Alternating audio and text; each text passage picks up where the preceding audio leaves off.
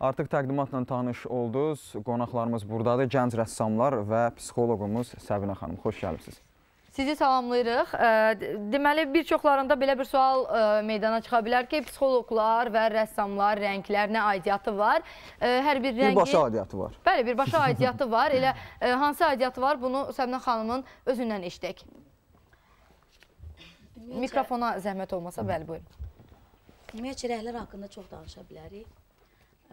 Rəhlərlə insanın daxili aləmini, onun bugünkü gündə hansı durumu yaşayırsa, onu müəyyən etmək olar. Bəli. Belə bir psixoloq var idi, Lüşer. O, hətta insanların hansı testlər yaradıbdır ki, o testlərin köməyi ilə insanların bugünkü vəziyyətini müəyyən etmək olar. Baxın, ta qədimdə rəhlərin köməyi ilə müalicələr edilirdi. Rəhlərə görə hansısa bir xalqa məhsub olan mentaliteti müəyyən etmək olar ki, onların bugünkü belə deyək, cəmiyyətdəki durumu necədir? Bizim xalqımız, Azərbaycanlılar daha çox qara rəng üstünlük verir. Boz rəng, qara rəng. Yəni biz rəngarəngliyi sevməyən millətik. Bunun da özünün, belə deyək, açıqlaması var. Rəhlər haqqında, baxın, hava ilə iqlim necə bir-birinin üstünə düşmürsə, elə də rəhlə, sevdiyimiz rəhlə bugünkü əhval-ruhiyyəmiz üst-üstə düşməyə bilər. Mən, ümumiyyətcə, belə deyim, bugün qara rəngi üstünlük verirəm. Qara, boz rəngə. Ona görə ki, belə deyək, qara rəng daha respektabilini, daha özümdə güvən yaradan bir rəngdir. Ancaq keyfim bugün elə ola bilər ki, mən mağazaya girib sarı yaxud qırmızı köynək ala bilərəm. Onu giyinərəm bugün və sabah paltar seçimin qarşısında duranda o rəngə baxıb, həmin o köynəyə baxıb deyə bilərəm ki, vay, mən nə etdim? Mən pulu necə ona xarcladım? Sözünüzü kəsirəm, Azərbaycanlılar qara rəngə üstünlük verirlər, qeyd elədiyiniz. Nəzərə alsaq ki, Azərbaycan xanımları, ümumiyyətlə Azərbaycanlarımız daha çox qidalanmağa üstünlük verirlər və bu onlarda artıq çəkini meydana gətirir. Qara rəngdə, bəli, insanın çəkini daha az görsədir. O da var. Mən bugün bura gələndə çox düşündüm ki, hansı rəngdə paltar giyinim? Yəni, sizin elə bir probleminiz yoxdur, heç narahat olmuyor. Düşündüm ki, qara giyinsəm, efirdir, daha yığcam görsənərəm. Ancaq söhbət rəngərənglikdən gedir deyən, mən daha qara rəngə üstünlük vermədim. Ancaq çox düşünürəm bu haqda və belə bir qənaətə gəldim ki, biz qara rəngə niyə üstünlük veririk? Qara rəng moda aləmində elegant rəngidir. Bizim millət çox özünə baxımlı millətdir, çox xarici görünüşünə önəm verən millətdir və ona görə mənə elə gəlir ki, bu mənim subyektiv fikrimdir. Biz qara rəngə nəinki o şişmanlığımızı azaltmaq üçün, həm də o elegant görsənməyimiz üçün sevirik. Hərşənbə verişinə baxırsınız, bu günlərim studiyamızı belə gözəl bəzədiyinə görə Gəncədə fəaliyyət göstərən Uşaq Yaradıcılıq Mərkəzinə öz minnətdarlığımızı bildiririk. Elə onların şagirdləri deyək, bu günlərin bizim növbəti qonaqlarımızdır. Elə onlar çox istedadlı uşaqlardır. Bəli, gənc olmaqlarına baxmayın. Buradadır, divarda gördüyünüz həmən o şəkillərdir, əl işlərdir, hamısı onlara aiddir. Elə onlarla danışaq. Cavanşir, onlara söhbətə keçməmişdən əvvəl bu sözü qeyd eləmək istəyirəm ki, hər halda Leonardo da Vinci-də nə vaxtsa uşaq olubdur. Yəni, kimin gələcəkdə nələri bacaracağını heç kim təmin edə bilməz, təminat verə bilməz. Salvador Dali də yəni uşaq olubdur, onun da şəkillərini görmüşük, yəni anlaşılmaz şəkil. Sizi daha yaxından tanıyaq. Bax, Günay, neçə ildir özündə bu hissi başa düşmüsən ki, artıq sən, bax, belə gözəl, ilk öncə rəsm, daha sonra isə dekorativ işlərlə məşğul olursan? Mən məktəb vaxtlarından Uşaq Yaradıcılıq Mərkəzində şagird kimi fəaliyyət göstərirəm. Bir neçə ildir ki, orada işlərlə məşğul oluram. İlk öncə rəssamlıqla, sonradan isə dekorativ işlərlə məşğul oldum. Dekorativ işlər, baxdım, mənə daha yaxşı alınır. Ona görə bu işlərə daha çox üstünlük verdim. Yaradıcılıq mərkəzində oxuyaraq Gəncə Şəhər Humanitar Kollecinə daxil oldum, təsvir sənət müəllimliyi üzrə. Nə gözəl.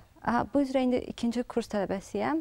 Lakin oxumağıma baxmayaraq, Yaradıcılıq mərkəzi ilə olan heç bir əlaqəmi kəsmirəm. Daha da, dedim, yüksək işlər görmək üçün orada daha da böyük bir təhsil alıram və buna görə də Uşaq Yaradıcılıq Mərkəzinə dərin minnətdarlığımı bildirirəm.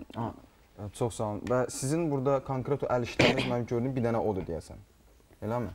Yox, gördüyünüz işlərin Yəni hamısı nümayiş elətdirər deyil. Hamısı sizə aid. Çox maraqlıdır. Yəni Baxın, öz adını da qeyd eləyib ki, Günay yazıbdır. o hansı materialdan istifadə olunur məsələn? Gördüyünüz gülləri düzəltmək üçün hər birinə çoxlu muncuqlardan istifadə olunub, muncuq və pilələrdən istifadə olunubdur. Digər iş yandırma işidir. Bilirsiniz ki, yandırma işi, yəni yandırma sənəti Azərbaycanın qədim sənətlərindən biridir. Yəni mən onu da nümayiş, Cəmaşir, sən nümayiş elətdirərdin, çox maraqlıdır. Yəni bunu kimsə daha çox bacara bilər, yəni bunu. Ancaq onu çətin ki, yəni peşəkar olmayan insan ərsəyə gətirə bilsin. Fanerka üstündə cızma vasitəsilə. Yəni başı çıxmayanlar istifadə eləməsin, çünki bu yandırmaqlandır. Yəni birdən alışdırıb eləyərlər. Rəssamlıq bacarığıdır.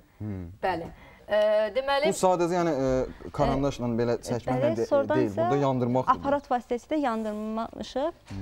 Sonradan digər bir işimi göstərmək istəyirəm. Buyur. Gördüyünüz bu işi adi bir fanerka üstündə düzəltmişik. Demək olar ki, adi bir səbətdir, yəni bizə lazım olan hissəsini kəsib götürmüşük. Bir də başqa bir səbətin qrupudur. Gülləri ərsəyə gətirmək üçün isə cürbəcür meyvələrin çərdəklərindən istifadə etmişik. Yarpaqlara da bir də mərcidən istifadə etmişik.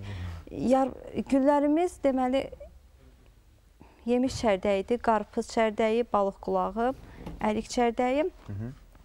Bir də qırağında ramkan almaq üçün ağac qabıqlarından istifadə etmişik. Təxminən məsələ üçün bu əlində tutduğun bu dekorasiya deyək, bu əl işi təxminən neçə günə başa gəlir? Bir həftəyə başa gəlir. Bir həftəyə. Bir həftəyə. Yəni, sırf bir həftə ərzində bu işlə məşğul olursan da, daha çox çalışırsan necə? Daha tez başa gələ bilərmi? Bilirsiniz, bunun rənglənmişik öz övrümüzə uyğun və yaxud da üstünə lak var və buna görə müəyyən lak lazımdır ki, bu qurusun da. Bəli.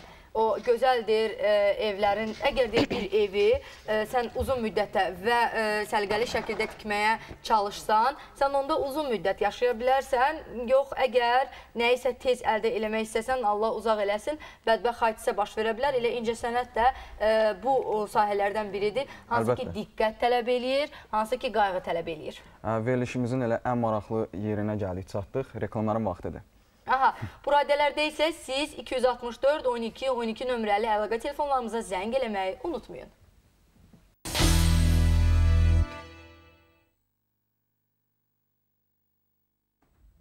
Reklamlar bitdi, verilişimiz davam eləyir. Siz isə mən belə görürəm ki, təqdim elədiyimiz hədiyyələrimizi qazanmaq istəmirsiniz. Çünki zəng eləmirsiniz, öz fikirlərinizi bizimlə bölüşmək istəmirsiniz. Və yaxud da istəyirsiniz, tərəddüd edirsiniz, amma tərəddüd eləməyin, çünki maraqlı hədiyyələrdir və bəlkə də mövzumuza yanaşmanız da maraqlıdır. Ona görə fürsəti əldən verməyin, zəng vurun. Aha, istərdim bir balaca köməklik eləyəm. Bu günlərin biz rəsmdən, rəngarənglikdən və onun belə gözəl, yəni ilk öncə rəsm çəkir, daha sonra bax belə gözəl xaliqələr yaradır.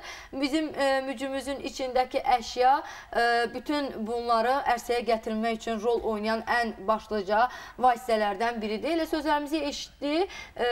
Eşitdi, Gülər xanım eşitdi və zəng vurdu. Alo. Salam, hər vaxtınız xeyir. Ay, aqibətiniz xeyir. Bilirsiniz, ilk öncə onu vurğulamaq istəyirəm. Mən birinci dəfə sizin verilişinizdə qoşuluram. Özüm, yəni Samukun Sərkər rayonunda oluram. Yəni, bura qonaq gəlmişdim. Yəni, verilişinizi izləyirəm. Yəni, çox xoşum gəlir. Yəni, müsbət aura yaranır məndə. Yəni, bunun üçün sizə çox təşəkkür edirəm. Dəyməz. Gülər xanım, siz bizi heç gözləməyin ki, Gəncəyə gələsiniz və zəng eləyəsiniz. Samuqdan da bizi izləyə bilərsiniz və hətta öz dəyərli fikirlərinizi bölüşmək üçün bizə qoşula bilərsiniz. Bilirsiniz, mənim fikrimcə, mənim borcumdur əlbəttə ki, sizi izləmək. Çünki ən azından şənbə gününü siz bizim üçün hazırlaşırsınız. Bir həftə ərzində siz bu işləri görürsünüz ki, bizim auramızı yüksəldəsiniz. Minnətdarım komandanıza. Mövzuya gəldikdə onu bildirmək istəyirəm. Ən başlıca, mən onu bildirmək istəyirəm ki, mən də həyatıma rəng qatıram, məhz sizin sayənizdə. Cavanşir bəy, Salih xanım, sizi görəndə, mənim həyatıma da rəng qatırır. Sağ olun, bax, biz də sizin səsinizi eşidəndə bizim günümüz daha xoş olur. Elə əhval-ruhiyyəmizə əlavə çalarlar qatılmış oluruq. Çox sağ olun, hər zaman Allahın diqqətində, nəzərində olarsınız. Sağ olun. Gülər xanım, siz hansı rəngi xoşluyursunuz? Bilirsiniz, mən fikrimcə deyəndə, qırmızı rəng çox xoşum gəlir. Yəni bəzən bir insan, yəni özüm də yəni ailəli olduğum üçün, yəni baxıram ki, məsəl üçün sağlam olanda, yaxud da evdə söz-söhbət olanda, yəni qanım qaralır. Yəni qırmızı rəng bəlkə də psixologumuz vurğulayacaq. Yəni mən xoşlayıram, yəni qırmızı rəng. Sən də xanımlarımız, Azərbaycan xanımları, Süheyla xanıma görürsünüz, necə yaraşır qırmızı rəng. İnanıram ki, mənə də yaraşır. Yəni. Əgər siz qırmızı rəngi xoşlayırsınızsa, elə psixologumuza sual verək görək, ümumiyyətlə qırmızı rəngin mənası nədir və həmin rəngi xoşlayan adamlar xasiyyətcə necə olurlar? Gülər xanım, xətdən ayrılmayın, çünki mövzumuzla əlaqədar sizin fikirlərinizi biləcəyik. İlk öncə psixologumuzla sizi birbaşa olaraq əlaqələndirək. Tamam xanım. Buyurun Səbinə xanım. Mikrofona zəhmət olmasa. Bilirsiniz, qırmızı rəngi çox adam sevir. Ancaq qırmızı rəngi giyməyə çoxumuz üstünlük vermirik. Ümumiyyətlə, qırmızı rəngi sevən insanlar, onlar həyat sevən olurlar. Ancaq daha çox o insanlarda aqressiya mövcud olur. Gəlin, belə təmin edək də, biz ev alırıq, yaxud evdə, belə deyək, təmir işləri aparırıq və divarları qırmızı rəngdə rəhləyirik. Evə sinirli gəlirik. Yorğun iş günündən sonra, lap heç sinirli olmasın, yorğun gəlirik və o qırmızı rəng bizi çox-çox qıcıqlandıracaqdır. Yəni bizim əsəbimizi sakitləşdirmək yerinə daş da, belə deyək, o pik nöqtəsini çatdıracaqdır. Və qırmızı rəngdə ümumiyyətcə görürsünüz, boyalar çox, divar boyaları çox azdır. Biz evimizin interyerində qırmızı rəngə çox az üstünlük veririk, hətta giyimlərimizdə. Ancaq qırmızı rəngi daxilən sevən insanlar, onlar həyat sevən olurlar və bununla paralel onlar tez özlərindən çıxan, aqressiv, qırmızı rəngi daha çox biz uşaqlarda müşahidə edəndə baxırıq ki, bu uşaqlar inadkar, ağlayan, ayaqlarını yerə vuran uşaqlar olurlar. Yaxşı ki, uşaqlıqda qırmızı sevən olmamışam. Gülər xanım, alo, yəqin fikirlərlə tanış oldunuz. Təbrik edirəm, siz həyat sevər bir xanımsınız. Dedikləri kimi, yəni 100% mənim həyatımda da o oynayır. Yəni mən geyimdə deyirdim ki, yəni qırmızı rəng. Əlbəttə ki, mənim evim də maloşnu rəngdir. Yəni mən o rənglərə xoşlayıram. Ən azından yəni mən də rəngləri xoşlayıram. Həyatıma rəng qatmağı xoşlayıram.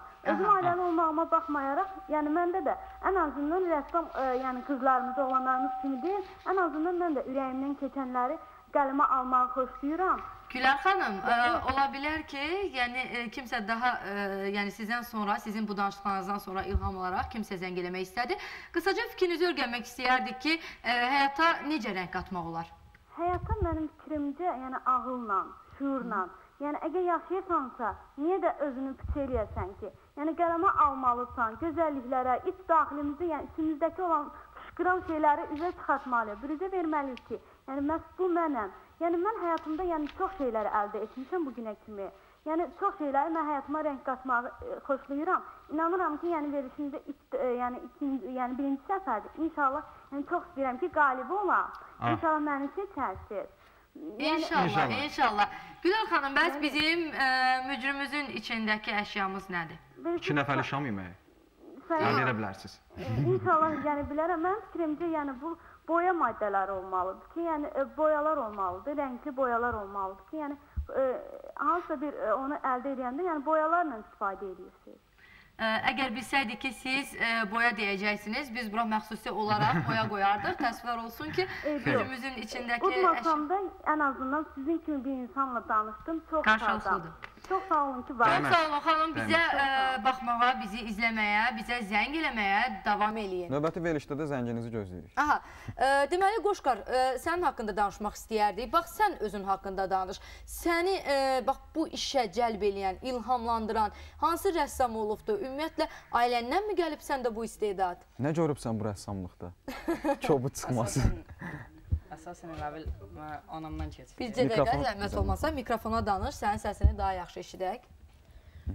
Bu istedad anamdan keçibdi, anamda da olubdu. Yəni uşaq vaxtı da rəssamlığa həvəs olubdu. Mən elə bil bu həvəs uşaq vaxtından məndə olubdu. Yəni mən o vaxtı məktəbdə oxuyurdum. Əvvəl yəni məni Uşaq Yaradıcılıq Mərkəzinə çox təşəkkür edirəm ki, nənəm gətiribdi. Bəli, hər kəsi ümumiyyətlə nəyəsə, yəni hər bir dahinin arxasında deyir, kimsə dayanır da, kimisə nəyəsə ilhamlandıran hər zaman bir şəxs olur. Elə biz də sənin nənənə minnətdarlıq, çünki ola bilər ki, sən gələcəyin Azərbaycanın ən məşhur rəssamlarından biri olasan.